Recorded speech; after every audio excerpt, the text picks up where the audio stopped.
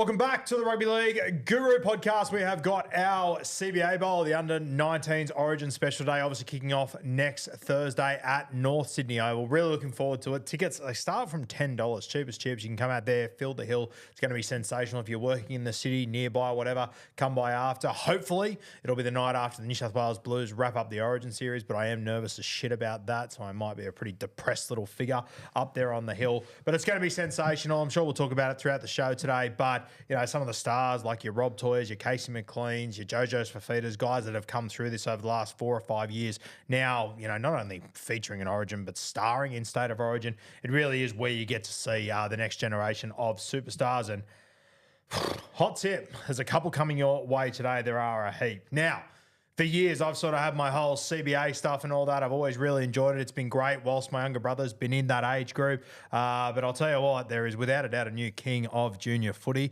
taking it to a new level over the last few years. Jacob, from the short ball, how are you, mate?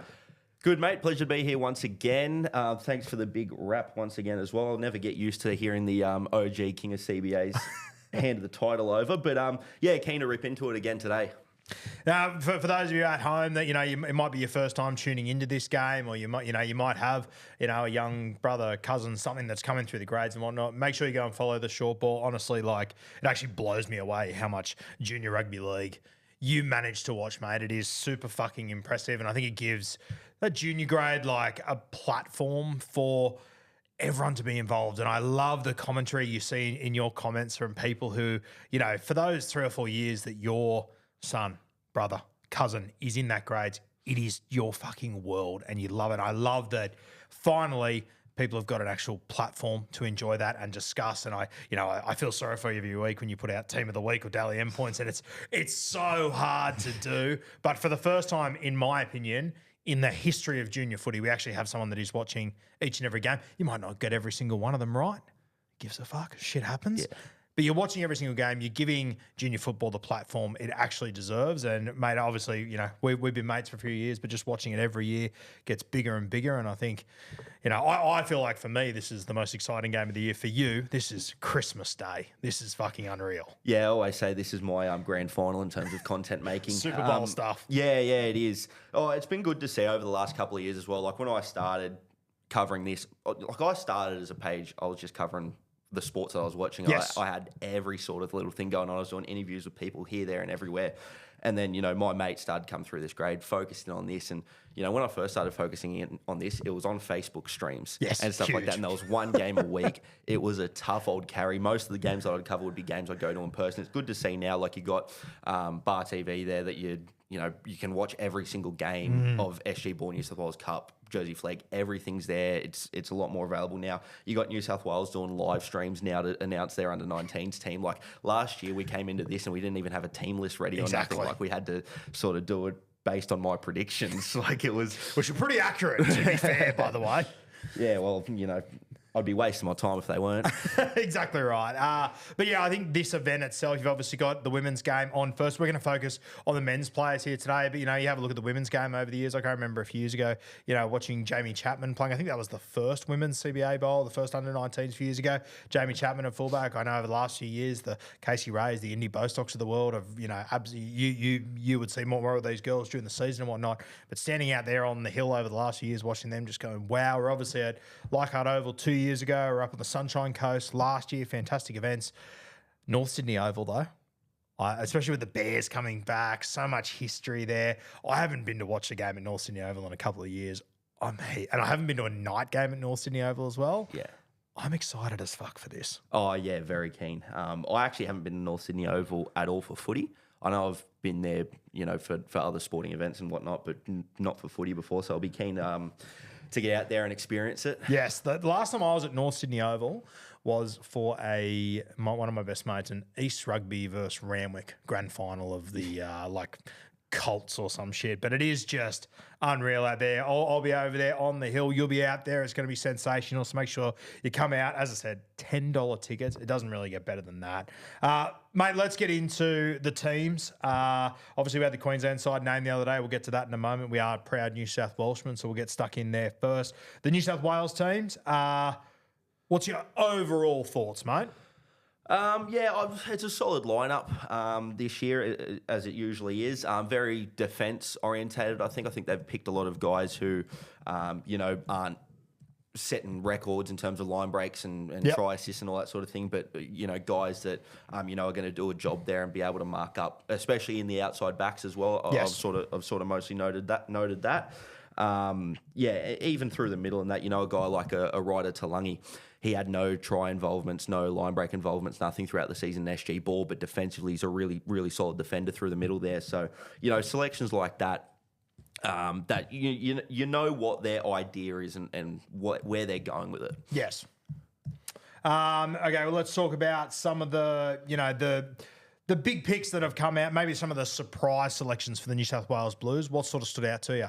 The surprise selections I've got written down here, mostly the guys that I've noticed in my comment section and people messaging me like, a bit surprised that they're there and all that sort of thing. Which is the reality of every every team in the existence of rugby league or sport in general. Yep. There's always going to be questionable selections. But in this team, a guy first off noted, I think he's going to start centre for them, Marcelo Siakopo. From the Bulldogs, obviously Josh Jackson ties in with the Bulldogs and all those sorts of things. So he'd know a lot more about his game, be able to break down his game a lot more than any of us couch pundits could ever do. A big physical body, solid defender. I think he could nearly play in the back row. I noticed him. He was a former Penrith junior, which there is 6 of them in this side as well, former Penrith juniors that they've let go. Yeah. So, he's a solid pick. I'm not going to sit here and bag him out or anything like that. He probably didn't have the greatest SG ball year. Statistically, he was operating about an error a game. He didn't really have too many try involvements. But what I do know is that defensively, he's going to hold his own there. Yeah. And I think, to your point, I've seen, those comments on your post as well. And, I think it's very easy to say, oh, well, Josh Jackson just picked him for the sake of it. Maybe Josh Jackson's seen something in him. Yes, exactly. As you said, he sees a lot more than us. He knows a lot more than us.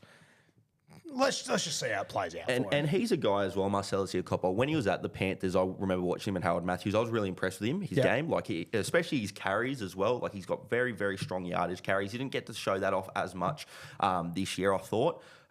He's a guy that I've been super impressed with before. Howard Matthews, he had a lot of time off with injury last year as well, so maybe out of the public eye a little bit in terms of the fans that not as tuned in year to year and all that sort of thing. So I don't hate the selection. Would I have picked another guy there? Maybe. But obviously Josh Jackson knows his game inside and out and he trusts him to do a job there. And I know what he can bring to the table if he plays a good game there. So pretty happy with him. Another one, a Penrith junior, Talmadge Brown. Another guy who was in that same Harold Matthews side with Marcy, 2 years ago. Yep. He was another player I've been super impressed with, over the last couple of years. He's been a City under-18s rep and all that sort of thing. So not really all that surprising if you've paid attention over the last couple of years to him in particular. This year, a little bit of a down year in SG ball by his standards.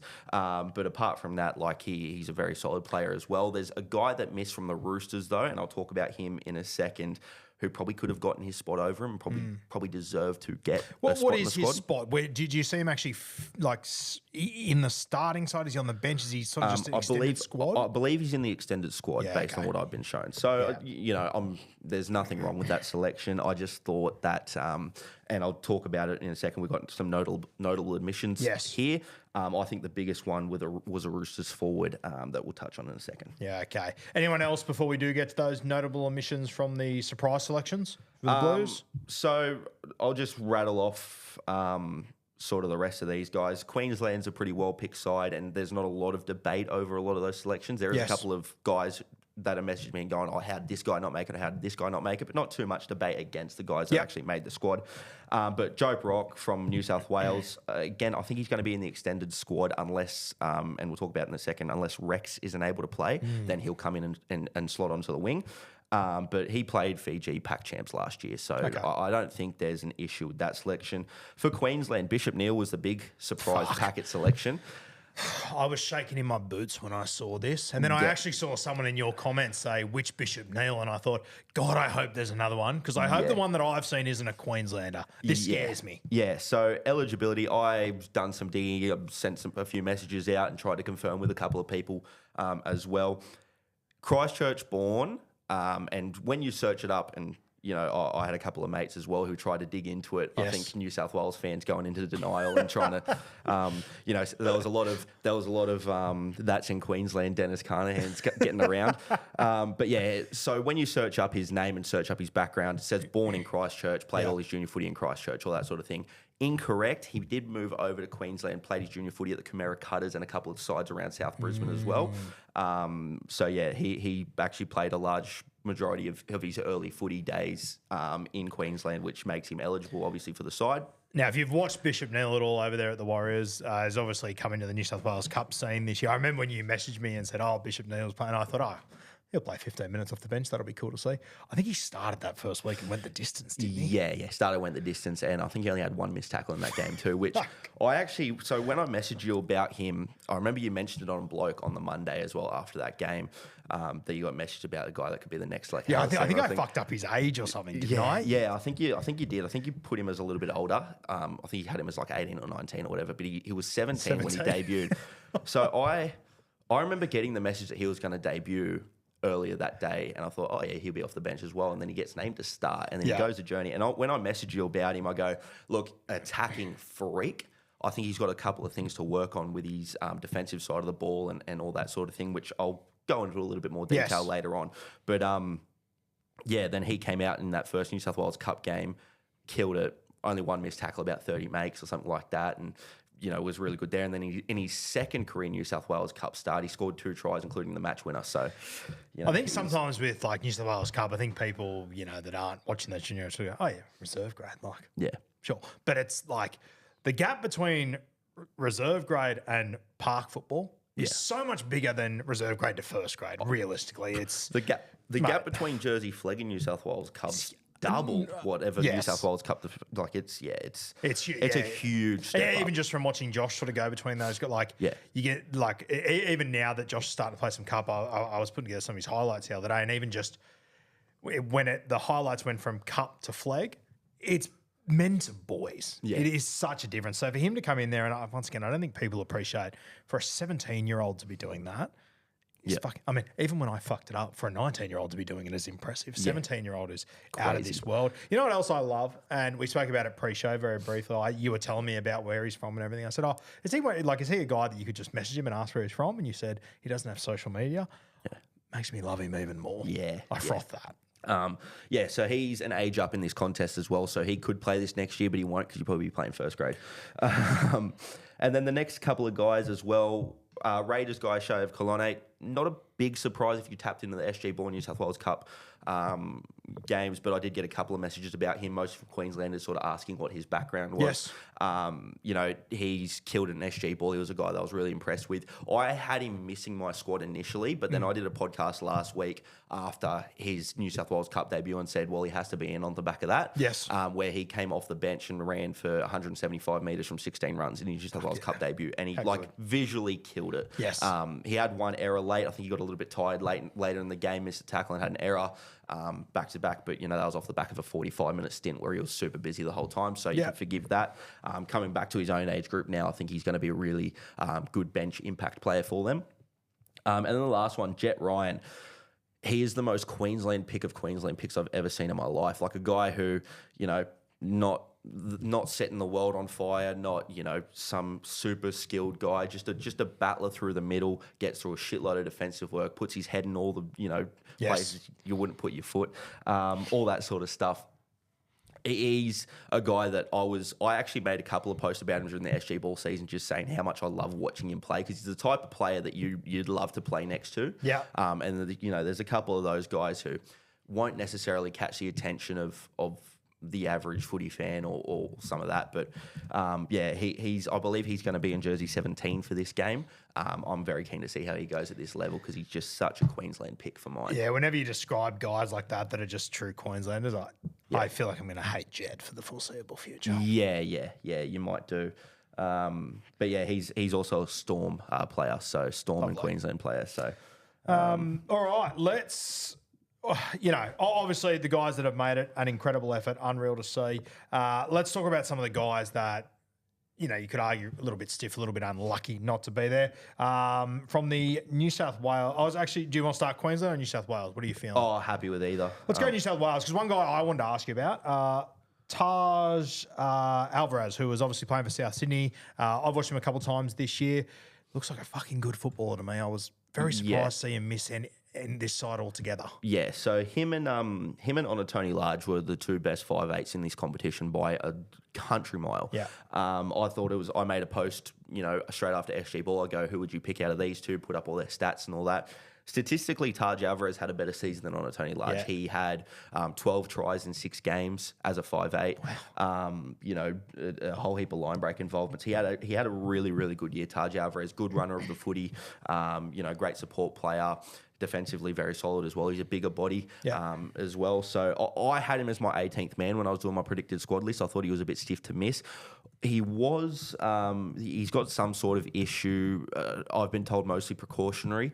I think it's an ankle issue or something like that. Been told mostly precautionary. But if he is out for, the next couple of weeks, and obviously that's the reason he hasn't made the squad. But from what I've been told, he was fit to play. So he's just missed his side. One to note for you South Sydney fans, though, he might not be here. Yeah. Star of the future. Oh, yeah. Very, very, very good player. He's a guy that, the South Sydney halves channel at the moment is incredibly stacked. Yeah. You might not realise it yet if you're not tuning into the junior grades, but they have got so many guys coming through the grades. They just re-signed Charlie Badeup, who's, I think they were signing for 3 years, and the end of that's going to be a dev deal. They've got a guy called Peyton Tadeo as well. He was the Harold Matthews Player of the Year. He was Charlie Badeup's halves partner in that grade. Yeah. And then they've obviously got the guys that you know of, your Ashton Wards, Jonah Glovers, and all those sorts of guys in the top grade as well. So they've got a lot of Matty Humphreys as well, Taj Alvarez. They've got a lot of halves coming through the grades to replace Cody Walker with. So they've done a good job at stacking their pathways with guys that could potentially fill that role. And Taj Alvarez is probably the front runner to replace Cody Walker once he retires. So, talk to me about the big bit of gear, Seve. Tula Seve, I thought he was the biggest omission from this side. He was with the Sydney Roosters this year. He's won back-to-back SG Ball comps, been one of the premier front rowers in the competition over the last 2 years as well. I thought he was stiff not to get at least a bench spot. I had him on my bench when I was making the sides. I think he's a very good impact player. I think he could have been used very well there. And obviously, Ryder Tulungi and Christian Tapau-Moores, I thought were pretty much shoo-ins to start, considering they were the City 18s starting pair last year as well. And Atula was in that City 18 side off the bench and had a really good game there as well. I'm pretty sure he was man of the match, or he was one of the best players on the field that day. I remember watching him and going, he was definitely in the top 2 or 3. But yeah, he was...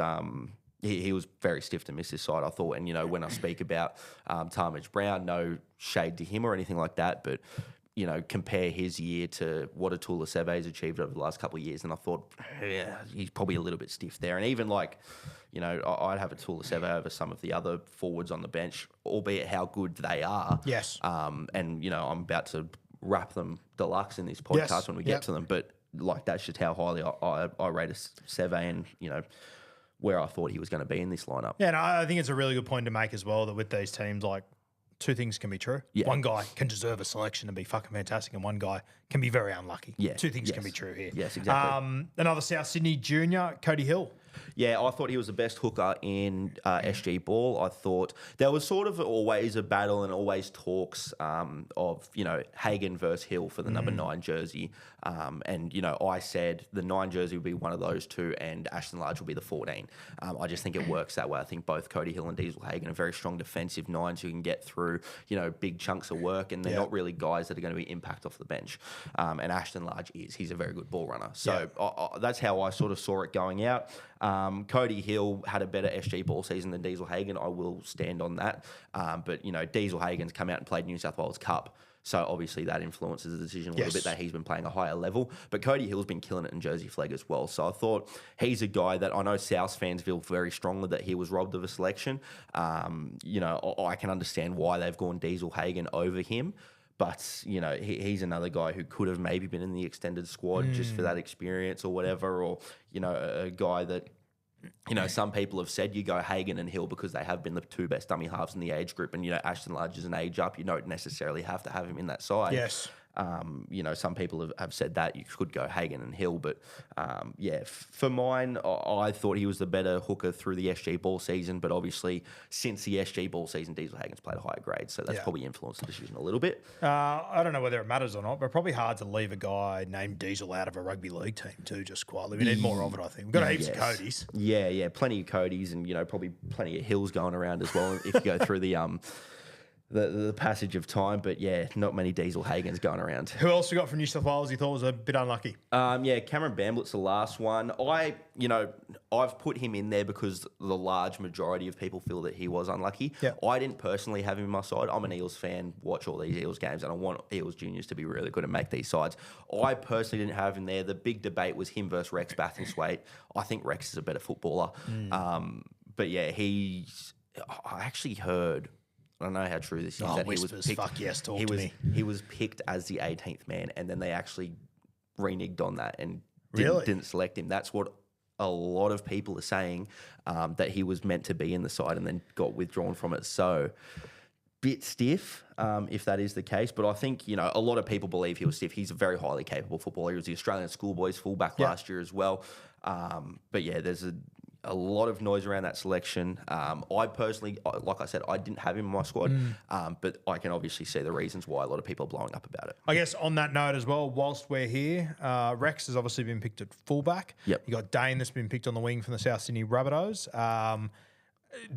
Do you want to explain this situation? You might be better off here. Yeah, so my understanding of it, and I got told this 2 years ago when there was a situation with Jesse McLean and I believe it was Latu Fainu or Blaze Talangi, one of those two that year when New South Wales won at Leichhardt on the buzzer. Jesse McLean was NRL experienced and Latu Fainu and Blaze Talangi had both debuted at that point. So they could only pick one of them, is what I got told. So they picked Jesse McLean. I think Latu Fainu had NRL duties that year anyway. But so my understanding of the rule is that you can only have one NRL experienced player in your under-19s lineup. So if both Rex and Dane Jennings debut this weekend, it means that one of them will probably have to miss the side. Yeah. And, you know, I've been told that Rex, if, you know, with the debut this weekend, could be the one to miss the side. Okay. You know, by the time you guys are listening to this, Dane may have debuted last night. Yeah. He's obviously been named on the 6-man bench. Yeah. Fingers crossed he does. But if only one of them debuts, your understanding is that both will be able to play? Yeah, that's my understanding of this. So, like, Queensland have one player who's played NRL as well before, who's Brian I like Point. that rule, by the way. Yeah, I think it makes sense. Yeah, I do like the rule as well because I remember being told that when there was a lot of questions around why Latu Fainu or Blaze Talangi wasn't in the side. I can't remember which one specifically it was, but they didn't make the side, and I think it was because of that rule. Yes. Anyway, so if Rex debuts this weekend, I assume that means he hasn't been with the under-19s all week. Do you still believe he'll play? I think so. I got told that he can join them on camp because his game's Friday night, isn't it? Roosters die. Yeah, that's Friday night. So he can join the camp over the weekend, and then he'll have a couple of sessions with them. And because they play on Thursday, he will get a couple of sessions in with them. Yeah. Okay. Cool. So yeah, I've been told that Rex can play if he debuts, but I've also been told by other people that there could be a situation where he doesn't play because of it. So it's just a watch and see. And if it is, you know, if Rex isn't able to play, Cameron Bamblitt is the next up fullback. Like he is the next best fullback. He would come in, but he hasn't been selected in the squad. So I think they'll go Archie Mesrich to fullback and Joe Brock to wing. Is Rex? Can he play this game next year as well, or not? Or is he he's top age. Yeah, he's top age. Yeah. Okay. And yeah, so that's another part of it where Bamblitt could have been stiff. Like if he was in the squad, he's obviously the next guy up to play fullback. Like I think he's the next best fullback after Rex in this age group, and he was the Australian schoolboys fullback. So obviously that sort of aspect to it as well. From Queensland, like I said before, not too many complaints about the guys who made the squad. It's a very strong squad. Yep. But a couple of guys who were notably not there. Charlie Dixon from the Dolphins. He's a very strong lock, great defensive player, playing NRL Q at the moment, so under 21s. Yep. Been very good there. You know, probably stiff to miss it. I think he's probably one of the better locks in his age group. Jared Horn, he's played PNG in those PNG versus schoolboy games before. Another very strong back rower / lock. Highly quality player there, and there was a couple of people, a bit surprised that he didn't make it. Yep. And then another Broncos kid as well, Seth Gundry, the fullback. I think he's a highly capable player. He was in the under-17 City side 2 years ago. City or country, whichever side he was in, but he played that rep game for them there, and he's been killing it at NRLQ. He's been the leading run meters and all that sort of stuff up there. So I think he's a highly capable fullback, and he's missed his squad. But yeah, those were the three guys from Queensland that were notable omissions. But again, there hasn't been too many complaints about this Queensland side. Similar to Diesels, I feel like we need more Seths around, by the way. Yeah. I've got no notable Seths coming to mind from the NRL. Good to see. I've got no notable Seths coming from anywhere, to be honest. Got that, Seths. All right, mate, let's take a little bit of, a bit of a walk down history lane and all that sort of stuff at the moment. Queensland at the moment, their dominance in junior grades, pretty impressive. Yeah, I made a post about it at the end of last year. They won everything that could be won, which, was just a little bit of flashback to my childhood. They won under 12s, under 15s and under 18s at the Schoolboy Carnival, so they did a clean sweep of the Schoolboy Carnival. Great, good to hear. Then they also won under 19s Origin famously, thanks to a bit of Javon Andrews magic, who's killing it in New South Wales Cup, by the way. Yeah. And then the last 2 years of Schoolboy Cups have been won by Queensland schools, both over my school, Paddy's Blacktown, who's a renowned chokers on the big stage. But yeah, Keebler and PBC are the last two national champions, so they're both from Queensland. And, half of this year's Queensland side, they come from New South Wales comp, so SG Ball and New South Wales Cup and all that sort of stuff. So the Queenslanders are coming down here, raiding us and becoming some of the best players in our own junior pathways. Good. Yeah. They don't have a Laurie Daly, though. Know that. Advantage New South Wales. Sure. Good times. Anything else on Queensland there, mate? Not in terms of, I think I've covered all of my notes there, but yeah, they've just been completely dominant in the junior grades of late. Yes. And we'll get to it at the end, but I fear that may continue. Hopefully that means that we swap. They can dominate the junior grades and we'll dominate the top grades. Thank you very much. All right, what about the Blues, their historical dominance in this game? So last year's game was very significant because it was the first time Queensland have ever won the under-19s Origin since they changed that format post-COVID. Yep. Before that, New South Wales won 8 of 10 Origin under 18s games. So traditionally, our junior pathways are a lot more stacked. We've just got the better talent coming through the grades, which, shock horror, doesn't translate to first grade because we just have that whole 8 out of 10 that we won. Queensland won 9 out of 10 in the top grade. So fantastic. It's just been traditionally New South Wales dominate the junior grades. And Queensland have been a little bit behind in that aspect, but then as soon as it gets to the top grade, it sort of flips. Is there anything, and I'm putting you on the spot here a little, just in my own personal interest, I'm not overly familiar with the Queensland junior system and Mal Meninga Cup and all that sort of stuff. I follow SG Ball and Harold Matz. What do we do down here that's so much better than what they do up there potentially? Or is it just almost like a geographical sort of thing that all of our clubs are almost a 4 iron away from each other compared to Queensland? Yeah, there's a lot more money down here in it. That's a big thing, a lot more coaching and all that sort of stuff, whereas there's only 4 clubs in Queensland. Therefore, the resources is split across multiple different clubs. So Mal Meninga Cup's obviously, Western Clydesdales, South Logan Magpies, Townsville Blackhawks, Ipswich Jets. Like it's not, it's not like a direct pathway through NRL clubs. It's pathways through feeder clubs that then turn 4 into 1. So the talent is stretched a lot thinner. You see these big blowout games, like you will remember when Kobe Black was coming through the grades, he put 100 on the Wide Bay Bulls. He scored 40 points himself in that game, and that's just purely because Wide Bay Bulls, not really any affiliation. There was no NRL contracted kids in that side, and you just get these big blowout games because you've got teams full of NRL contracted kids, teams without any NRL contracted kids, and it just dilutes the strength of the pathway a little bit. Yeah, it's it's an interesting one. How did I haven't followed it super closely this year, but I believe it's the under 21s Queensland comp they're doing with all the sort of NRL. Explain it for people in New South Wales that I don't think it's been advertised overly well. Maybe in Queensland it has, but I think to a lot of New South Wales people, they wouldn't even be fucking aware that it's happening realistically. Yeah, the only sort of advertisement they've done for it is the week leading into it, pretty much. And it felt like it came out of fucking nowhere. Yeah, the first time that the first season that it happened. So last year, I didn't even know it was happening until literally the Friday before it. Yeah. And then it started happening, and I wanted to watch the games, and there was no streaming of it anywhere. So it's like I didn't get to watch the first week of games there. And then, eventually they picked it up and sort of got to streaming the games and all that sort of thing. But I actually think this NRLQ, and come with me on this ride, it's not there to be an established comp for very long. I think it's just to filter into a national reserve grade. I think after the next CBA, they're going to merge New South Wales Cup, Queensland Cup, and merge Jersey Flegg and NYC and NRLQ to form NYC under 21s and a national reserve grade. And they're going to go back to having that 3 games in a day sort of thing leading into first grade. So that's what. Do you like that from your angle? I love it. Yeah. And NYC, perfect for me.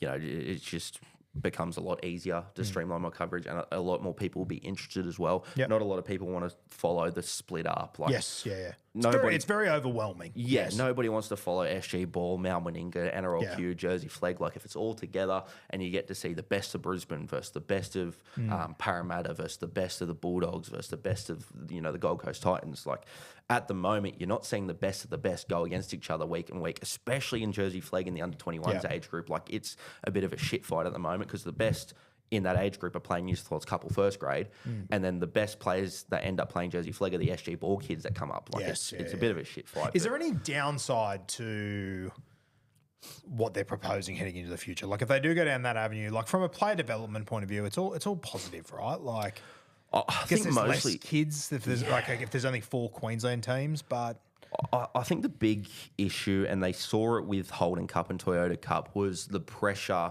put on the kids that are dominating Toyota Cup and Holden Cup to step straight up to first grade. And it's just not like that. And you watch Jersey Flegg or watch New South Wales Cup, the defence isn't great. And you've got to hone your defensive skills before you get up to first grade because it's a big step up. And defence is obviously one of the most important things once you step up to first grade. And you notice it all the time. Some kids get caught out defensively. You notice as well kids go from the speed of New South Wales Cup to the speed of NRL. And I made a post about this the other day. They just lack composure a little bit once the game quickens up a little bit, like especially young halves and all that sort of thing. So you see these young halves playing Jersey Flegg, and they're absolutely lighting it up, having 3 tries this games, 2 tries games, and that's what they'll do when they get to the NYC. But that's not going to translate to first grade straight away. They need to hone all those little details, get used to the speed of the game, because the speed of Jersey Flegg, you watch a Jersey Flegg game and then watch an NRL game, and you tell me 1,000 different things that are different between them different in terms of the quality. Almost, And that's what I said. Like, the step from Jersey Flegg to New South Wales Cup is nearly double the step to New South Wales Cup to first grade. Yeah. Like, it's a very big difference. I think one good, and as much as he's not a ball player, I think a good example is probably Macassini at the moment as well, who has just gone bang straight into first grade. Like, for those playing at home, he's eligible to play in this game, isn't he? He's the right age. That's how young he is coming into first grade, and you can tell playing centre, obviously such a key defensive spot, that there are teams that are picking him apart week in, week out. And even for an athlete like him that is so big and strong, the physicality is still a huge step up. Yeah, 100%. So, that's the only probably negative. And, speaking to a couple of people, it's what they fear may happen. But, I think it will happen in the next CBA, and it helps me a lot. Certainly. Yes, it'll be great for you. Yes, fantastic. And I think it'll be great for all of us that it's sort of, because at the moment it really is just, if I want to know anything about Mal Meninga Cup, it's your page or, okay, fuck myself, I stand no chance to find out anything. Wherever, if it is all streamlined, and I think it will be, there's probably a lot of, younger people out there, even guys your age that, like I remember growing up and going to 3 games of footy before first grade. It was fucking unreal. That's how I found Sowie sitting there playing reserve grade for the Roosters back in the day. It was so good to go out there and watch 3 grades before first grade. Unreal. All right, let's talk about, when we have a look at each side, mate, the strengths of both sides. You made a comment before which alarms me a little bit about how potentially I'm foreseeing you tipping a Queensland victory here. And if it does happen, sounds like their forward pack is the thing to watch there. 100%. It is very strong defensive forward pack. Like, you got a guy like Jackson Coyner. I rate him super highly. It's become a bit of a joke how much I rate him and how much I've spoken about him over the last year or so. But we'll talk a little bit more about him later. Cody Starr, very strong defensive forward, 151 tackles, 95% tackle efficiency. Tupou Francis. I made a post about him Tony Francis's little brother. Yeah, is he? little brother. Yes, He's yeah. a freak. I actually mentioned him when I was sitting in this same chair this time last year. Yeah, right. Because he'd played Cyril Connell and was the man of the match in that game, and then backed up and played Malmaninga Cup Grand Final and made the match-winning play in that game. Like, he's just a freak. But I've made several posts about Tupou Francis. One of them I mentioned his detail defensively. You just see him screaming and organising his sides. He's been the captain of a lot of his sides that he's played in for the Burleigh Bears. Like, mate, just the detail that he has in organising his troops and then his contact points and all those sorts of things. And then, he's come up to Queensland Cup, and in his first 3 games, he's got a, plus minus. I love the NBA. I've got a Celtics jersey on right now.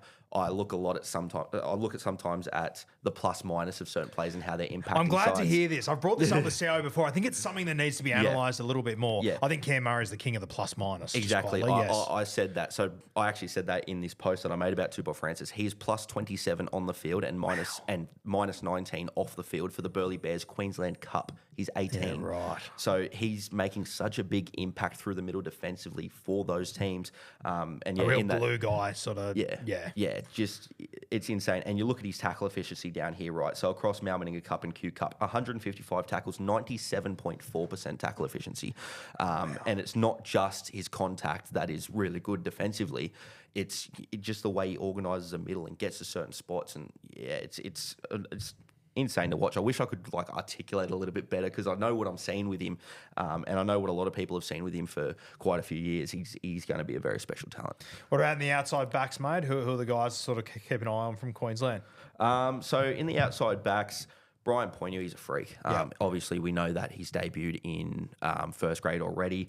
Defensively, he's been killing it in Q Cup. He actually had a really breakout game last week in Q Cup as well. He had 3 line breaks, 2 tries, and had a really dominant attacking performance, which he hasn't quite had yet in Q Cup. He's just mostly been solid, getting through yardage, popping a couple of offloads away and defending well. Yep.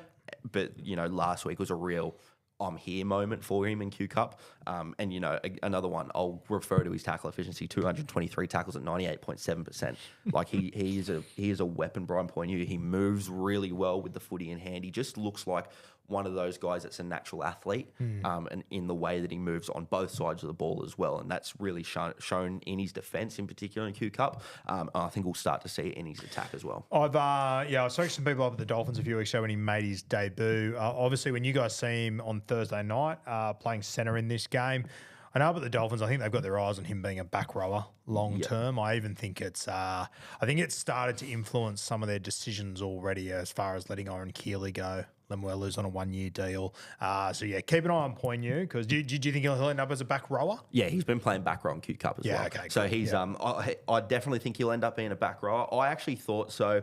Kalani Lavender was in this side last year. He's injured, isn't he? Injured. Yeah. Got injured. So I thought when he got injured, they would move Poigneux to the back row, because when I initially made my sides, I actually didn't know Bishop Neal was eligible until not very long ago. So I didn't have him there.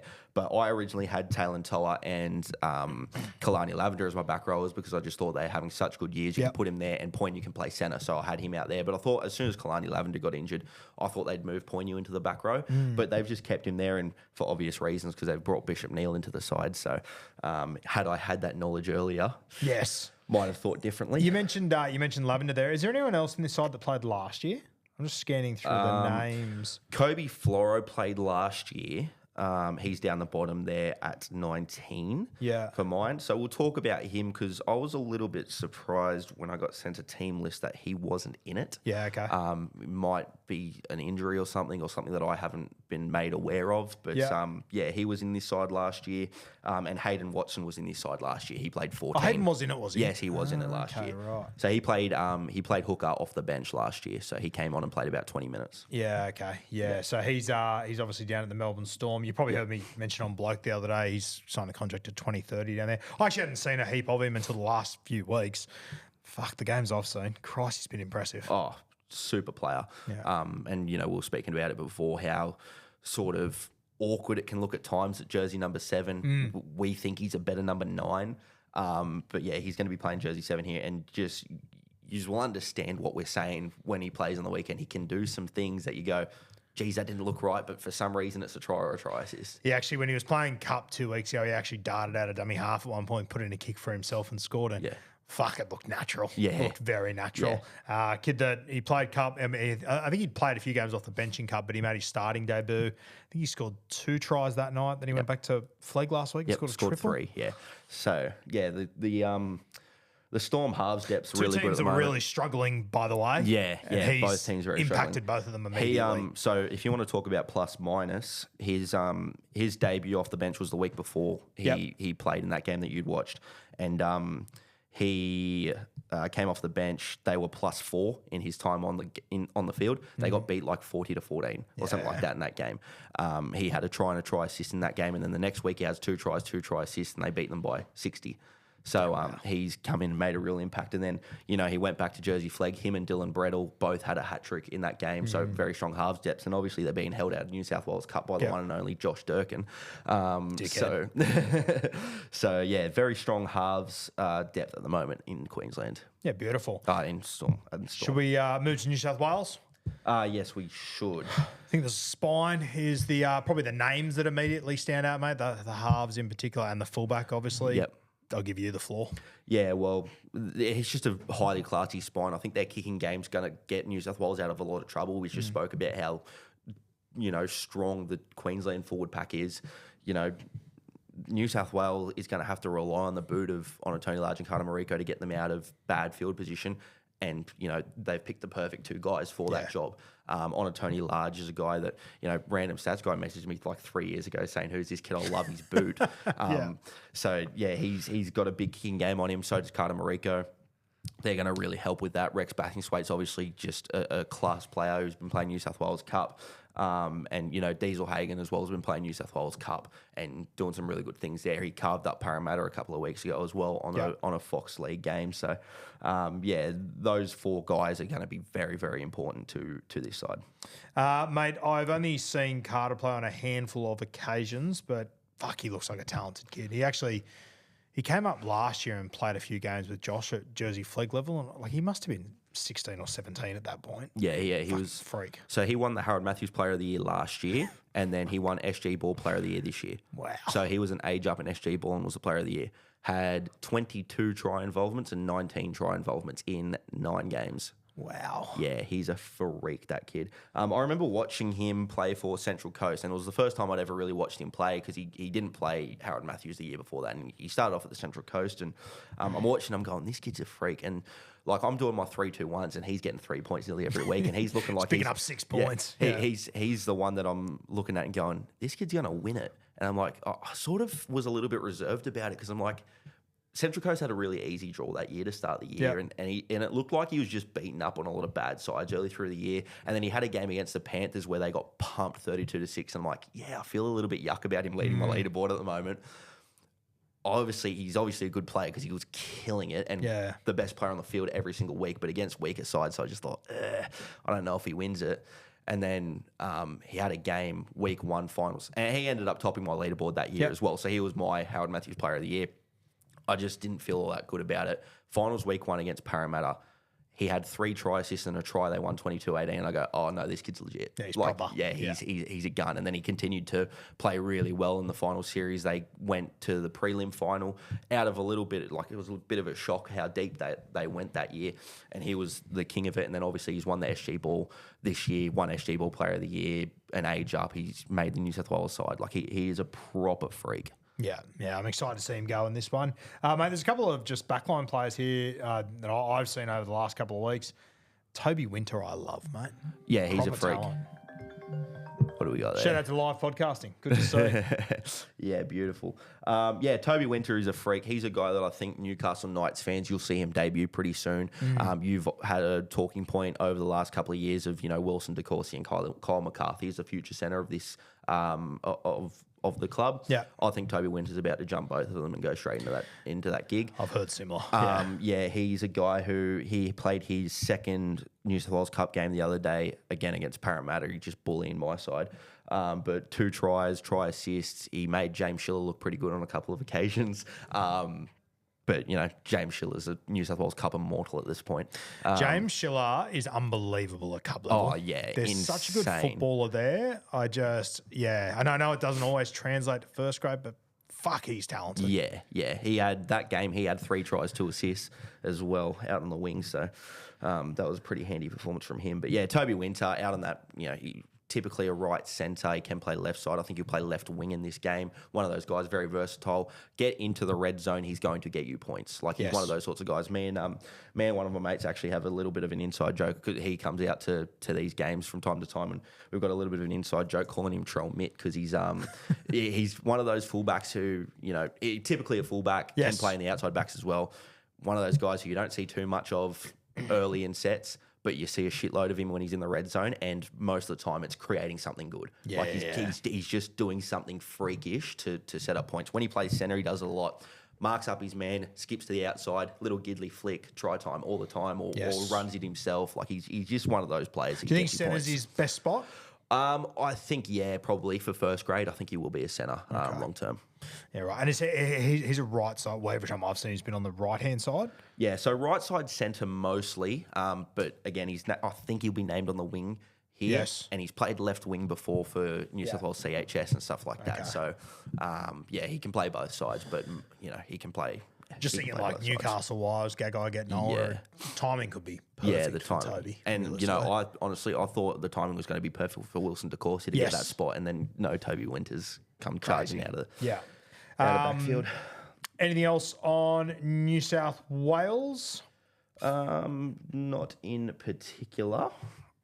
Now, you have got, for those that can't see our screens, which is every single one of you, you've got this fucking stat sheet of every single player. As I said at the start of the show, no one does junior footy better than the short ball. This is so overwhelming for me to look at, if I'm completely honest. I love it. What else do you want to sort of touch on? In terms of stats with these guys? Yeah, is there any key stats that sort of stood out to you, coming away from this? I don't know if we want to go New South Wales, then Queensland. You guide us however you reckon.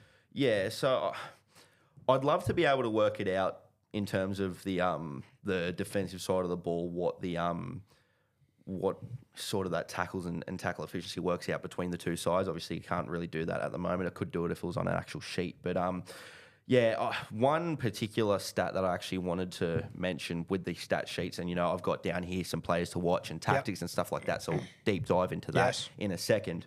But Bishop Neal, right, New South Wales Cup stats. I'll rattle off a couple of New South Wales Cup stats and then compare it to the other back row that's next to him and what he's done in flag. Yes. So just to show you how ridiculous Bishop Neal has been.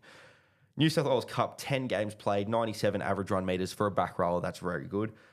7 line break involvements, 6 tries, no assists, 23 tackle breaks in 10 games, 17 offloads, so 1.7 offloads a game, 181 tackles at 87.4% tackle efficiency. That's Bishop Neal, a 17-year-old turning 18 in New South Wales Cup. Yeah. The guy next to him, Frank Howarth, and please don't take offence to this. Yeah, bloody good player, yes. Very good player. He's about to start in a Queensland under-19s lineup, right? His stats in Jersey flag, 12 games played, 67 average run meters, so 30 less than Bishop Neal in 2 more games. 3 line break involvements, 4 less than Bishop Neal in 2 more games. 3 tries, 1 try assists, so combined 2 less try involvements, 23 tackle breaks. He's on the same as Bishop Neal there with 2 more games. Yeah. 1 offload and 146 tackles at 83% efficiency. It just shows you how ridiculous what Bishop Neal is doing at the moment in New South Wales Cup is. Yeah, and even when you look at, I just scanned to the New South Wales side to see the stats of Darcy Smith, which are incredibly impressive. That's at SG ball level. It's 2 fucking grades away. Yeah. And adults away. It's wild. And you even look at, an offload count. Darcy Smith's a good offloader. He's a good tackle breaker. He's and he runs a very, very tidy line, so he gets a lot of line breaks. Yeah. He's got 12 offloads in 9 games. Yeah. That's less per game than Bishop Neal has in New South Wales Cup against men. And Darcy Smith is a freak. If you've followed my page over the last couple of years, you know how much I rate him and how much I've spoken about him. It's ridiculous how good Bishop Neal is and that tackle such a young efficiency age. at 87%. Yeah. As you can imagine, when Bishop Neal comes to the New South Wales Cup, I'm sure there's a lot of team that goes, let's test out the fucking teenager. Yeah. 87%. Yeah. Wild. And, like I've said before, I've made a lot of posts about it. Tackle efficiency, missed tackles, very misleading stats at times. Yes. You've got Especially with back rowers. Yes. You've got to eye test these things. But yeah, eye test New South Wales Cup, he's been pretty good. And I'm going to dissect his game in a second, get to tactics, plays to watch and all that sort of stuff. I think it's interesting with guys like Bishop Neal, who, he's going to come into this game with a lot of expectation. I think anyone that watches him is probably just expecting him to Dave Fafita at his very best. I'm keen to see how he handles that as well. Yeah, exactly. But, he probably doesn't hear much of it not being on social media. He's not on socials. Fucking genius, actually. Yes. Yeah. But yeah, he's a guy who, in Harold Matthews, he had one of the greatest grand final performances you'll ever see last year when Warriors won the comp. He was the player of the match in that game, and it was the easiest player of the match selection you'll ever see in your life. I thought in that game, though, he had a couple of defensive lapses that Newcastle exploited pretty well there. Yep. And I thought that he's had these moments in games over the last couple of years where I've watched him where defensively he's been caught out a little bit, but he hasn't had as many of those moments in New South Wales Cup as I probably expected him to. Yes. So he's actually he's made that step up really well. Yeah, nice. Just on Frank Howard as well, you mentioned, he's obviously the younger brother of Jack, isn't he? Yes, he is. I've noticed since I've been having a look at those Melbourne Storm reserve, they've got, obviously Jermaine Osako coming down there next year. They got his younger brother, I believe. He's down there. Howard's young brother's down there. There's a few family connections going on. Yeah, it's starting to get that way, isn't it? I'm available if they're interested. If they need another 5'8" in the system. Yeah. All right. Let's talk some tactics as far as Queensland go. Yep. What are you seeing here? So I think they're going to base their game's going to be a power game through the middle. Cody Starr, Jackson Coyner, Bishop Neal, Frank Haworth, Tupou Francis. That is an incredible starting pack. Yes. And then you've got guys like Shayav Colonna, Taylor Toa, Jet Ryan to come off the bench who I think can lift the tempo a little bit. And I think in attack, I'd just be playing ball around Hayden Watson. Yeah. Get him the ball as much as you can and just work with him. Just push up with him. Whatever he's going to do, he's going to create points for you. And that's really all they need to base their game around to put in a very good performance here. Defensively, I think they're going to be very strong. They're going to back their defense. So they just go to Hayden Watson, mate, do whatever you want. Don't care if you make an error because we can defend it. Yeah. Like I said before, Cody Starr, Jackson Coyner, Tupou Francis, they're very, very good defensive players. They're defense-first sort of guys. And I think they can really build a game off the back of that sort of platform. If they're running downhill, Watson's running game scares the living shit out of me. Oh, yeah. And, do not sleep on, the likes of Taj Latayo and Tyler Pereira as well. They're talented players. Tyler Pereira's been killing an NRLQ. He's been playing centres there, but played fullback for Ipswich Jets. And, his numbers, 6 games played, 16 line break involvements. Yeah. He's a good player as well. But they, Pereira and Latayo, all they have to do is play off the back of Watson. He'll do something. He'll take off and run somewhere, and they've just got to be there. That's, simplify their job to as much as that, and then they can play off the back of him. Yes. And I think they'll create plenty of points in doing so. They've got enough strike out wide. CSI Poese, 10 line break involvements in 6 Melbourne Cup games. Brian Poinu, obviously, he's been playing Queensland Cup, so his attacking stats don't look as good. But like I said, he had 3 line breaks, 2 tries over the weekend in Queensland Cup. So he's a guy with a lot of attacking upside as well. Lita Damu, he's got that connection with Hayden Watson from SG Ball. They combined for a lot of tries in SG Ball for the Melbourne Storm, a lot of crucial game-winning tries as well. I think they've got more than enough there to be very competitive. I think it's one thing, mate, that I think it's in the modern game, NRL, it's more important than it ever has been, your bench forwards, that when you get to these higher-level rep junior games, your bench is just so fucking crucial. Oh, yeah, and, like I said, Shayav Colonna, his New South Wales Cup debut, he came off the bench, played 45 minutes there. Yeah.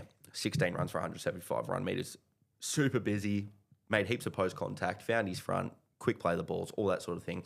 And Raiders were able to play off the back of him. If he even brings half of that standard to this game, he's going to light it up here off the bench. And Taylor Toa, he was the player of the match in the Melbourne Cup grand final. He's a guy that coming off this bench, his offloads are going to create so much chaos when he gets on the field. Whether he plays on the middle or whether he plays on the edge, I don't know. He's big enough to play through the middle. And, his offloading game, 10 offloads in 4 Melbourne Cup matches through the regular season. Yeah, wow. So he's another guy who, when he gets on the field, and I think he may got onto the field with this Elijah Burvey from the Panthers. He was actually my SG Ball Player of the Year this year with my 3-2-1 counts. He's another guy who just plays off the cuff footy. I think he can connect with these guys offloading, whether he comes on, as a 9 or as a half. whatever he does, if he gets onto this field, he'll connect really well with these offloading back rollers that the Queensland side have. And, they're just going to play some very exciting footy off the back of guys like Watson and Burvey, and then their defence is going to be really solid and going to be able to play that power and possession game. Yeah, okay. Then, mate, there's one more name there that we haven't mentioned. Louis Lee, is he injured or? Yeah, injured. Injured, so he's not available. Yeah, he's from what I've been told. Yeah, okay. All right, so tactics there for Queensland. Let's put our sky blue on.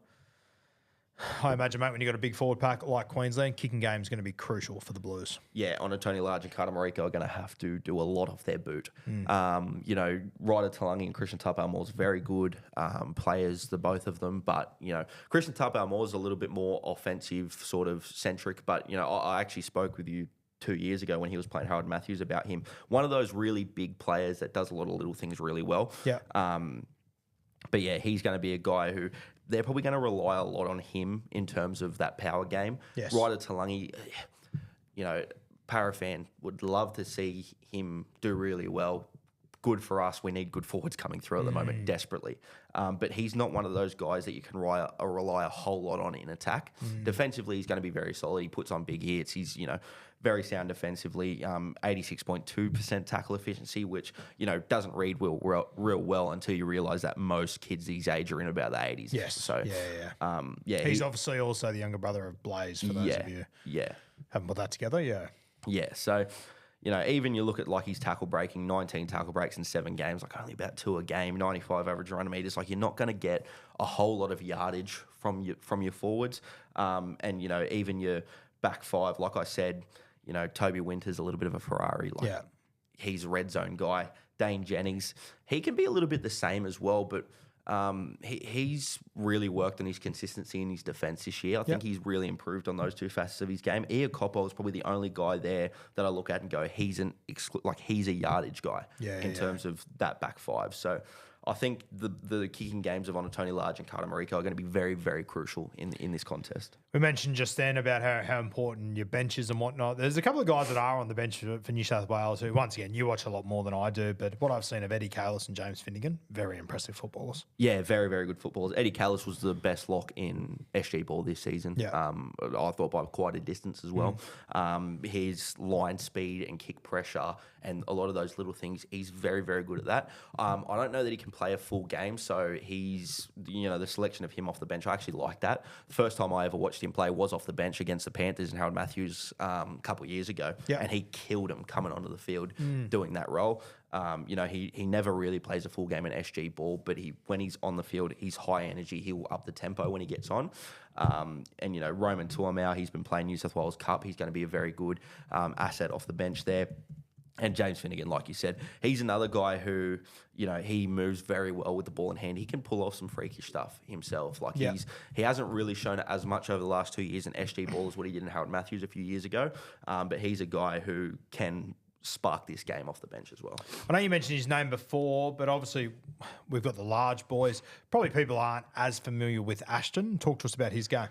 Yeah, so he's a dummy half. He's a year young in this one as well. He's a freak. He's nearly as good, if not better than Tony at the same age, I think. Yeah. He's at Manly, right? Yeah, they're both at Manly. So they linked up in SG ball all year this year. It was terrifying.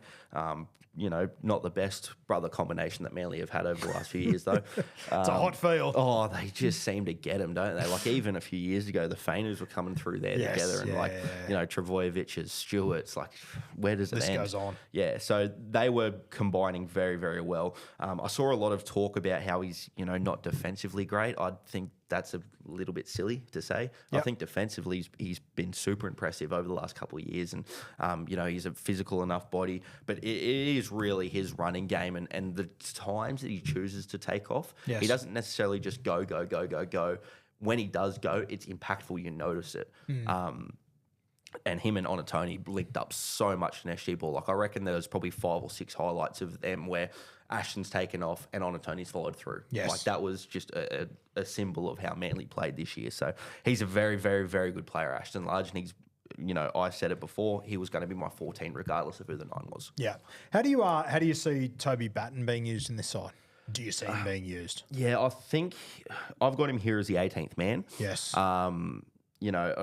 on a Tony Large and Carter Mariko are just very, very good. So it's hard for him to get on the side. But he was the Australian schoolboys half last year. Obviously, he's been killing it up there in Melbourne in a cup. He was playing with the North Devils, I believe. Him and Riley Laverty have formed a very good combination over the last 2 years there. So, like I said, I've got him 18th man. I don't know that he gets used in his squad, but a talented player for Dolphins fans to watch out for. Yeah, definitely want to watch out for. Mate, anyone else you want to touch on from the Blues, from a tactics sort of point of view that you think will be crucial? Yeah, I think, again, the halves linking up with their back rowers, Darcy Smith, Chris Petrus, 2 tackle-breaking freaks. Darcy Smith, 48 tackle breaks in 9 games, 130 run metres. Chris Petrus, 6 games, 20 tackle breaks, 111 run metres. So they're guys that can really break this game open. And I think they're going to be relying a lot on those two to sort of start their points. I haven't seen much of Petrus. He's Parramatta, right? Yeah, he is. He's been in their SG ball side the last 2 years and been very, very good there. Yeah, so. okay. Yeah. What I have seen of Darcy Smith, I've been very impressed by him. He played New South Wales Cup the other night against the Storm. He scored a try, but outside of that, he was pretty quiet in that one. But I like what I've seen from him in SG ball and whatnot. Yeah, he last year, he was another one of those guys who I hadn't seen too much of before last season. He was obviously with that SG ball Roosters side. And we got about halfway through the year and nobody was talking about him. I'm sitting there going, he's the best line running back rower in the age group by far. I didn't know whether he was 18s or 19s at the time ago. I made a post about him being the most underrated back rower. Yeah. Sorry. I made a post about him being the most underrated back rower in SG ball. By the end of the year, I'm going, nah, fuck that. He's the best back rower in SG ball. Like, he's a freak, this kid. And then he was the City 18s captain. Made that rep side, played very well in that game as well. So, yeah, he's a gun, Darcy Smith. I know I did some work in the early parts of the year. Just went into Triple M one day with Luke Keary, and we went and got a coffee after and shit. And I know he holds Darcy Smith in very high regards from his work there in the grades. Big fan. Yeah. Yep. All right. Mate, tactics-wise, anything else you want to touch on, or are we sort of ripping and tearing into predictions? Yeah, we'll just go into some players to watch and predictions. You're the main man here. Talk to me. All right. Players to watch from Queensland. I've got Hayden Watson. We've spoken at depth about him. Obviously just a highly talented natural sort of, he just creates points for you. Yeah. Jackson Coyner. He's a guy who, like I said before, it's come a bit of a joke how much I rate him and how much I talk about him, mate. When you get these young Eagles players coming through that I truly see something in, I just latch onto it. Lorenzo for me as well. Like, Lorenzo's one of my guys. Isaiah Yongi, when he signed to Parramatta, I was like a kid on Christmas. Because he was a guy who I was ranting and raving on about in Panthers New South Wales Cup for years. I'm saying this guy is better than 50% of NRL fullbacks at the moment. He's just not getting a crack because he's behind the Australian fullback. Behind deal, yeah. Signed to Para, and I was like, yes. Everybody's talking about, oh no, Gutho. I was like, Gutho who? Like, I forget the 10 years of service he gave to me club, bugger off. I got a Yongi now.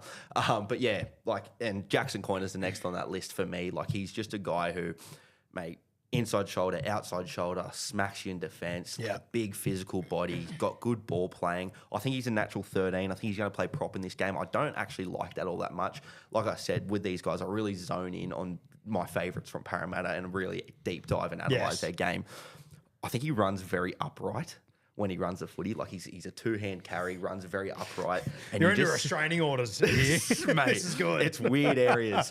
But, he gets hit a lot off those back fence kickoffs. Like, I remember watching a game against the Bulldogs where he got fucking snapped in half because he'd come in two-hand carry straight back, like everything running in. And it's like, as a man who used to take back fence carries myself, albeit at a very, very low level, it's just like a big no-no. Yes. Like, I just don't think naturally he's a prop. And I think his best talents are wasted at prop. I think he's going to be a very good lock for the future. And I think he's going to be, I think he'll be a 10-year first grader at the Parramatta Eels. I rate him very, very highly. Yeah, nice. And then the last one at Queensland, Bishop Neal. I just say the name and I think we can move on from that. Yeah, that's all we need. That's enough. Blues, players to watch. Who we got? Dane Jennings. He is the most exciting highlights reel I've ever seen. Every single time he plays. And it's sort of become a little bit of a thing where I said last year at one point, Dane Jennings needs a statue out the front of Central Coast Sports High for the things that he done for their schoolboy cup side. Every single time he put that jersey on, he just lit it up. Like, he would just do some things that, mate, like he would get the ball on the 40. There's 5 defenders in front of him, and somehow he's under the sticks. It's just, mate, ridiculous chip and chases, like just being able to beat people one-on-one. He scored a try that South Sydney Rabbitohs' actual page put up. Yes. And it was a try where I think he scooped it up at about the 50, run around, split 2 defenders. Cameron Bamblett comes screaming across, Australian schoolboys fullback, comes screaming across to try and tackle him, and Dane just goes, bang, doesn't move. Bamblett sits down on the ground, and Dane Jennings scores on the stick. Oval, wasn't it? Yes, it was. Yeah. And South captioned it, "Is this the craziest try you've ever seen?" I commented, "It's not top 10 craziest Dane Jennings tries I've ever seen." And I genuinely stand by that. Like, I could make a power ranking of 10 tries better than that, like that try for Dane Jennings. It is ridiculous. And like I said before, he actually hasn't ever really been that good for South in terms of their Harold Matthews and SG ball. That's exaggeration. He's been good, but he hasn't been the Dane playing. He hasn't been the Central Coast Dane Jennings. Yeah. You know what I mean? But this year he has, and his consistency in defence has gone to another level as well. I just think, and I made a post about it at the end of SG Ball. I said his consistency in defence and the improvements he's made on that week on week have turned him into a player I can see playing New South Wales Cup this year. And now he's named in the first grade side, so he's gone ridiculously. Is centre his best spot, you think? Yeah, centre's definitely his best spot. Yeah. I think he can play on the wing. I was surprised to hear that Toby Winter will be playing wing and Dane Jennings isn't. Yeah, I actually, when I looked at it earlier, it sort of threw me out a little bit because I assumed Winter would be centre. Be in the centres, yeah. Yeah, I thought so as well, but obviously they want Dane Jennings just playing his natural spot. He'll play right centre, and he'll do a very good job at that. He'll come up with a highlight play at some stage in this game. Jeez, that's another one that could line up very nicely for South Sydney with Jack White and getting older. Yes, wow. He's their next guy there for sure. Hopefully, by the time you guys are listening to this, you're well and truly aware of Dane because he hopefully got on the field last night. And if he did get on the field last night, he's probably had some crazy highlights reel that's been posted absolutely everywhere. Like, I promise you, like every single time he steps into a side, the Australian schoolboy side, he scored a try tiptoeing down the sideline like he was Jared Hayne, fending off play. Like, defenders screaming across, just see ya, scores in the corner, diving. It's like, this kid is ridiculous. Next one, Darcy Smith, like I said, great line runner, good tackle buster, offloader. There's not too much more that needs to be said about him, but he's definitely going to be a key guy in this game. And then Thomas Dello, back-to-back Australian schoolboy, was the captain of the Australian schoolboys last year as well. Just that super reliable lock forward, great mover defensively, does not stop working. And, you know, I mentioned him again. He was another one of those guys that I was very big on coming into the Harold Matthews finals when I first come into your studio. Yeah. He was a guy that then was just doing things. Him and Oliver Lester in that Sharks Harold Matthews side was just doing things to win games that you just don't really see all that much. But yeah, he's a guy, you know, 93 average run meters, solid for a lock, but it's just the impact of his carries is good. He gets, you know, elbows and knees, quick play the balls, gets carry on there, and then defensively 259 at 90.2%. Like, he's a very, very busy player. Yeah, I was about to say, as far as his whole list goes, he's made the most tackles outside of him and Diesel Hagen, both at 259 tackles. So to be up there with the 9, pretty impressive. Yeah, so they will be the two busy guys through the middle there. Hagen Unreal. And Dello. All right. Rubbers hitting the road. Predictions. I feel like you're about to betray me, but I'll let you take the floor. I'd have to be dead to tip Queensland. Good. Fantastic. So New South Wales obviously win and win well. But honestly, like, I'm shit scared of this Queensland side. I think they're... Is this the best Queensland 19 side we've seen? Yeah, for sure. Mate, Bishop Neal. Yes. Like, starting, Hayden Watson's been killing it in New South Wales Cup. Like, there's guys... The forward pack's better. The forward pack's outright better. And for me, a lot of the time, maybe because I was a forward myself, forwards win your games. You backs, like, you don't do nothing. Yeah. So, yeah, I just think that the strength of that forward pack is going to be very tough. By saying that, New South Wales 13 plus. When we went into the game last year, everyone was pretty confident on the Blues, right? Like, on paper, they had the better side last year, yeah? Yeah, they did. And I sat here, and when I'd done other preview podcasts as well, I said, this is going to be the closest Origin game you've seen between these two sides? Because I thought Queensland were on an upwards trajectory. Yes. And I've noticed that over the last 12 months, Queensland are on a very big upwards trajectory in terms of their juniors. Yeah, okay. And that's just continued. Like, actually 2 years ago, I thought New South Wales would have pumped Queensland with the two sides that they had, and it ended up being 14-10. Yeah. But then last year, I thought it would be close. I thought New South Wales would edge them out in a close game, but I just thought, the class of Kobe Black at 7, I thought some of their forwards were very good as well. And, they obviously ended up getting the job done there. But, this year's definitely the most worried I've been. When you are you worried about the next 2 or 3 years as well? Yeah. Mate, well, when you look at the schoolboy stuff, under 12s, under 15s, under 18s, clean sweep to Queensland. Like, it's greatly concerning, although New South Wales used to do that all the time and it never resulted in the top grade. So maybe we've got a little shift going on here. Yes. Hopefully that becomes the case. But it's going to be tough. I'm going to take the Blues in a tight one. Yeah. I'll take Blues by 4. Man of the match. Let's live in 2 hypothetical worlds. If New South Wales win, if Queensland win, who are your MOM nods? Who are we looking at? If New South Wales win, I think Darcy Smith will be the guy for them.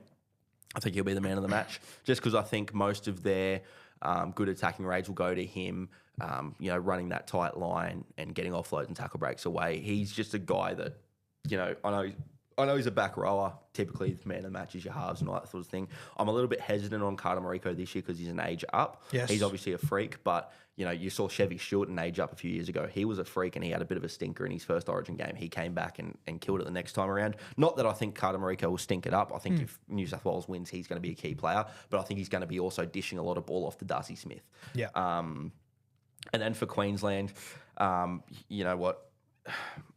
It'll probably be Hayden Watson, but I wouldn't be surprised if it was Bishop Neal either. Yeah, okay. Yeah, I think those two are hard to go past Yeah. from Queensland. That's who I had. I've got a feeling, I think most people that watch trials and everything are already well and truly aware of Large and the halves, but I know I've just got a feeling this might be the real sort of, I know like you had Ethan Strange had a game a few years ago, Jonah Pizzette. Yep. I'm hoping he might be the guy in this one. So yeah, you're gunned ahead if you can be as completely honest as you like. If New South Wales weren't to win in a potential hypothetical crazy world, you think it's a tight game still? Oh, shit. Maybe not. That's got really? Yeah. Okay. Mate, to be completely honest, like I hate having to rely on the boot. Like I just think forward packs can create so much momentum now. Yep. And, I think arguably it's even more important the younger you get as well. Yeah, as well. Yeah. I just think it gets to a point, if what I see in my head is true in a hypothetical crazy world where Queensland win, which they don't. Yes, 100%. The thing that I see in my head with Queensland winning is the forward pack just gets on this crazy roll on and Hayden Watson and Bishop Neal are just doing freakish shit and it turns into a bit of a train wreck. Yeah, right. It's got me nervous. Yeah. Yeah.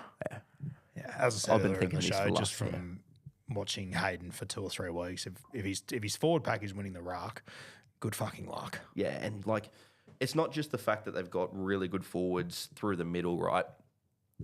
Their edge forwards are Bishop Neal, Frank Howarth, and then the Mal Meninga Cup Grand Final player of the match is coming off the bench. Yeah. Like, and he's been killing an NRLQ as well, big body, offload capabilities, all that sort of thing. It's just like I can see a stat popping up halfway through the match that says offloads Queensland 15, New South Wales 2. Yeah, you know what I mean? I can see that sort of a world popping up. And in that world, Hayden Watson's got 3 try assists and Bishop Neal's got 2 tries. Like it's, Yeah. Okay. Hey, mate, before we do leave, as far as this game goes and this concept, is there anything that you think could be done better from like as in like the build up or I mean, there's only X amount you can do realistically. I think the NRL does a fantastic job of it. Is there anything conceptually that you've thought, maybe we could improve at this or that or anything like that? I think there could be more here, but yeah, there could be more focus on the players. Yes. Like they build up the game and they try and build up the event as much as they possibly can, but people don't really know the players themselves. Like I want to try and do a couple of interviews in the lead up and try and talk to a few players in the lead up, because like some of the best content that came out of last year's under-19s Origin was your interviews with Kobe Black and Mitchell Woods and all that sort of thing. And Kobe Black's holding the shield and giving you shit and like it's like Little stuff like that. Yeah. Like things like that. I think could be done a lot better. And I know clubs want to protect the images of young players and like hide them away from the media and that, and don't want to put pressure on them and all that sort of thing. But like I look at, everybody hates the idea of Americanizing our sport, right? But you look at America, LeBron James was 17 years old and the most known name in America, like in the world, really. Like pressure is, and I get this thing a lot. A lot of people say, oh, you put a lot of pressure on these kids by commenting on them and posting about them and all that sort of thing.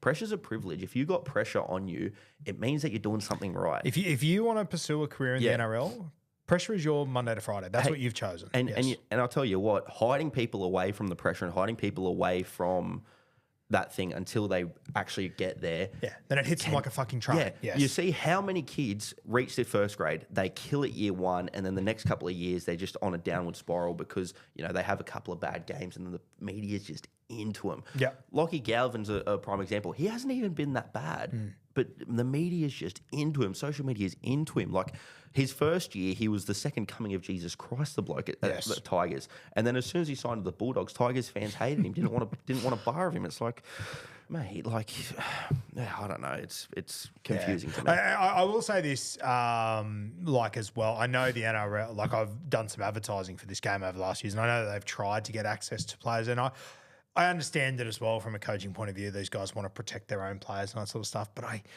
do think as you just said, we need to lean in a little bit. Yeah. I think it's time.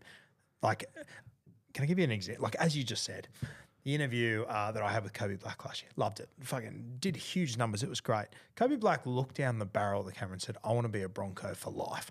The fucking polar opposite has happened. Yeah. You know how many people care? Fucking zero. Yeah, zero. Exactly. Like I don't think it's as big a deal as what people carry on with. And I think it's really good when you do see those guys that are willing to jump behind a mic because, they're if all go into plan with their careers, they're 12 months away from having a mic stuck in their mouth 3 times a week. Yeah, exactly. You've got to learn to manage it. Yeah. Which they're not fucking idiots. Most of them can actually handle it as well. Yeah. And if they can't, you learn from it. Yeah. That's fine.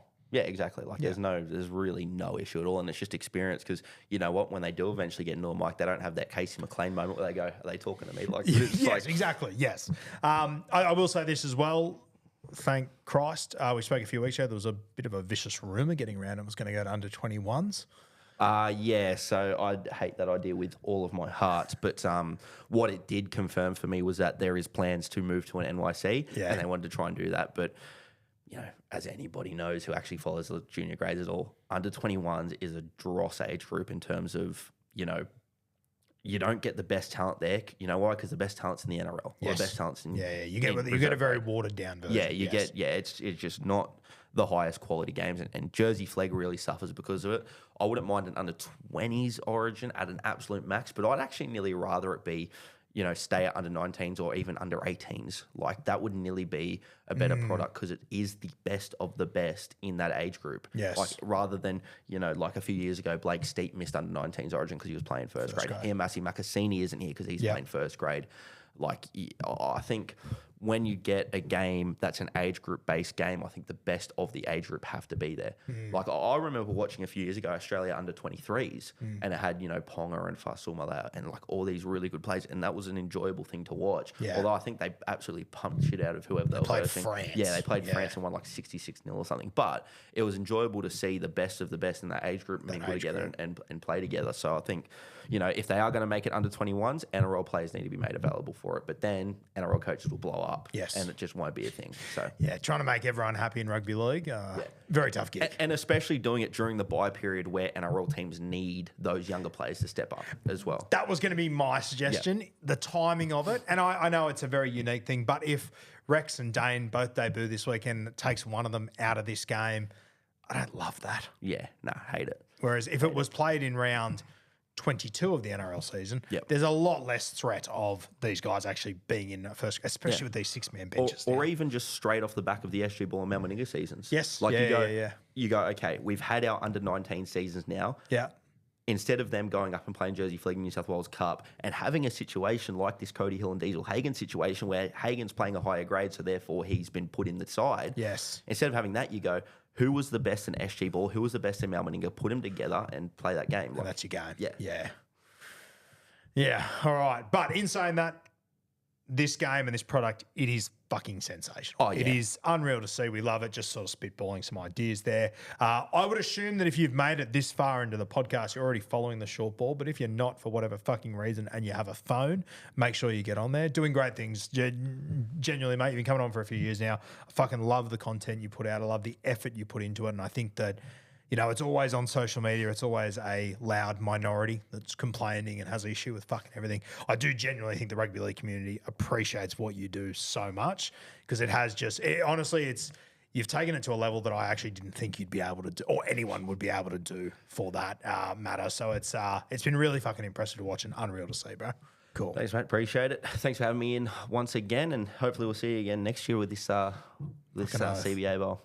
Thursday night, North Sydney Oval. Gates open, I believe, 5:45. We've got the women's game on first, which will be a cracker. And then we've got the men's game straight after that. We'll be out there at North Sydney Oval on the hill. Come and say hi. Come and have a few beers.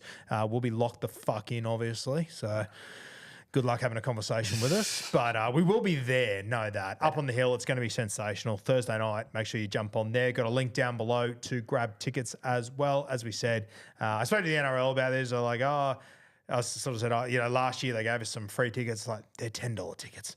Yeah. You will not get more footy for less, realistically. Yeah. If you want to go check out the prices of first grade games at the moment, $10 is a fucking steal, just quietly. Absolutely unreal. So we'll see you out there on Thursday night, North Sydney Oval, CBA Bowl, Under-19s Origin, the stars of the future.